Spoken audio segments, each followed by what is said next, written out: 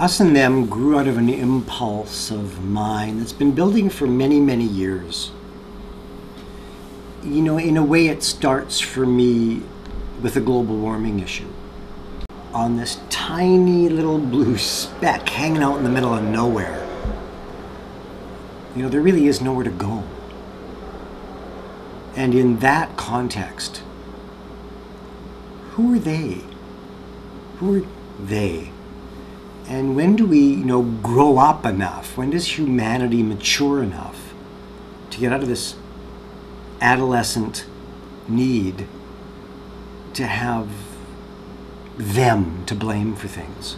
You know, when the riots in Vancouver happened here, one of the things that was so frustrating about that was the instant response that isn't Vancouver. Well, of course it's Vancouver.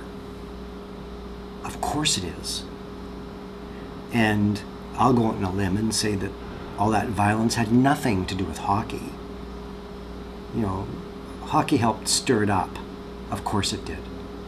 But just like what's just happened in Britain, the big riots in Britain, communities have very few ways to express themselves collectively.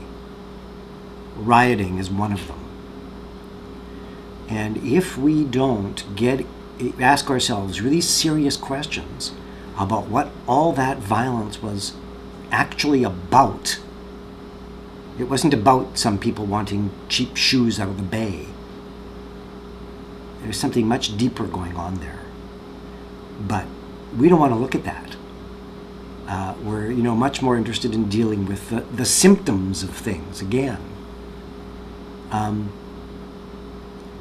And so the impulse around Us and Them is trying to get to a place where we recognize there really is only us here.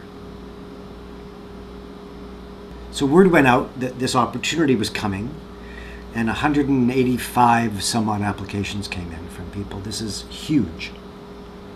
And I think an indicator of how this issue presses buttons out in the larger community. I think people are tired of the binary lens through which we see the world. The way the community workshop works is, all these people are strangers to each other, and they come from very, very different backgrounds. And so we'll spend the whole first day just building some kind of trust and theatrical language in the group. And then we'll start working in nonverbal images. We're not there to investigate the details of anybody's life. Theater is a metaphoric language. Humans think in metaphor. And so the documentary details aren't as important to me at this point as the iconic images and what they stimulate inside the group.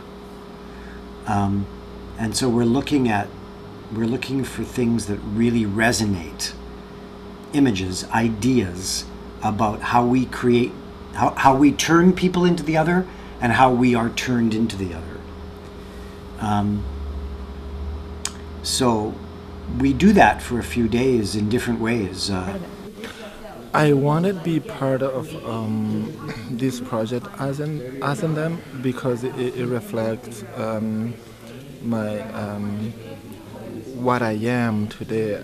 Headlines Theater does an amazing work that involves the community. The community have opportunity to come through theater, and then they discuss their own problems, and then that's why I like about this. That's one of the reasons. She feels smothered by being helped so much. This character Yes. is struggling with being smothered, feeling smothered by being helped so much. A psychologist and his client. A psychologist and her client last. I can see an elderly mother or the daughter. Either one, they could be interchangeable. Right, they could be interchangeable. Elderly mother, daughter, elderly mother, daughter. Yeah. Whenever I go home, my family asks me, so what are you doing? And I find it very hard to explain what is it that we're actually doing. They ask me, so is there a script? No, there is no script. So are you working on a script? No, I'm not working on a script or writing a script. So are you like writing a story that will be Turner's. No, I'm not writing a story. You know, it's very, so what do you do? Well, we do these exercises, these group exercises, and then over time the story emerges out of the group. It doesn't come from any one individual. And I haven't been able to explain it to my family, but I know it works because I've been through it. It works on trust. There are a lot of trust exercises, trusting other people, but also trusting the process and making sure that the right story for that group will emerge over time. Well, I think that it's human nature in order to define our universe or to understand it. You kind of have an us and a them, and there are people that live and act and think the same way you do, which is good for an ordered society, but it's not an interesting society, because what you need sometimes is a little disorder. What you need is a little variety, which is diversity, and it's good. It's always good to be open to new ideas. It's always good to be open to meeting people that don't have the same background that you have, because I think that's our human nature, is to understand and see what are the differences. The purpose of the workshop is not to create material for the play. It is to till the soil out of which the play will grow. It's the same process that gave birth to After Homelessness, Meth and Shattering, Practicing Democracy. The difference here, we've got an extra 2 weeks as I'm collaborating with an old friend, Kevin Finnan from Motionhouse in the UK. Kevin is a world-renowned choreographer, and we're going to try to mix a very physical language into the interactive work, and that's going to take time, more time. So it's wanting to experiment a bit on this 30th anniversary, keep growing, keep challenging things.